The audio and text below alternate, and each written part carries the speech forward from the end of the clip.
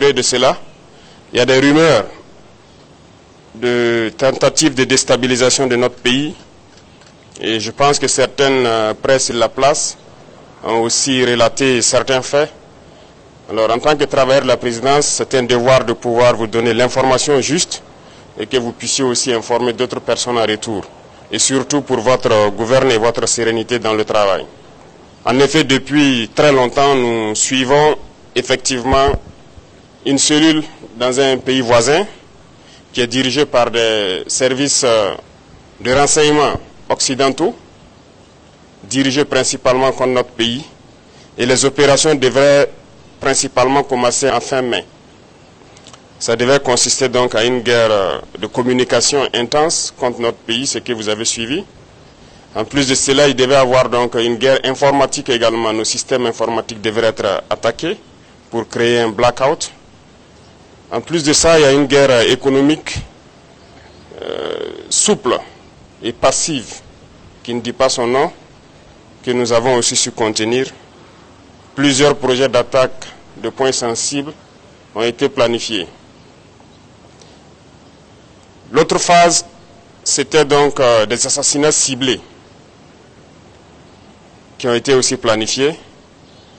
Et ensuite, les attaques de masse devraient avoir lieu donc au sein des FDS, mais surtout des attaques lâches qui devraient avoir lieu dans les villes et qui avaient pour cible principale donc les agents de la veille citoyenne que vous connaissez sous le nom de Waïa.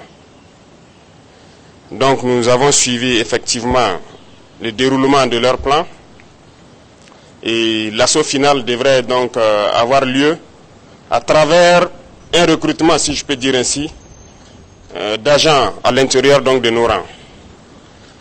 Donc de la guerre de communication jusqu'à tout ce que j'ai cité, nous avons essayé de contenir la situation. Certaines personnes ont été arrêtées dans cette subversion. Dans les projets d'attaque, environ une dizaine, malheureusement, de personnels FDS qui ont été arrêtés avec des complicités avérées en lien avec les terroristes, qui sont différents de ceux qui sont dans la subversion. Donc ces personnels étaient en lien avec les terroristes, les donnaient les informations nécessaires pour mener des attaques. C'est malheureux que ce soit des Burkinabés et encore des personnels de FDS, mais c'est le cas. En plus de ça, certains médias aussi ont relaté le fait que certains éléments des BIR ont été contactés. C'est vrai. Vous savez que les BIR sont le fer de lance de la lutte que nous menons actuellement. Tous ceux qui ont été approchés nous ont rendu compte et nous suivons la situation. C'est malheureux de vouloir rester à l'extérieur et de manipuler des soldats à l'intérieur pour faire ce que vous voulez. C'est insulter l'intelligence de nos soldats et tout le monde l'a compris. Je pense que ces officiers qui manipulent sont tous à l'extérieur et ils continuent de leur travail depuis l'extérieur. Ce n'est pas honorable pour un officier d'agir ainsi. Je pense que pour plus de dignité, ce serait bien qu'ils rentrent et qu'ils mènent eux-mêmes leur projet. Et nous les attendons.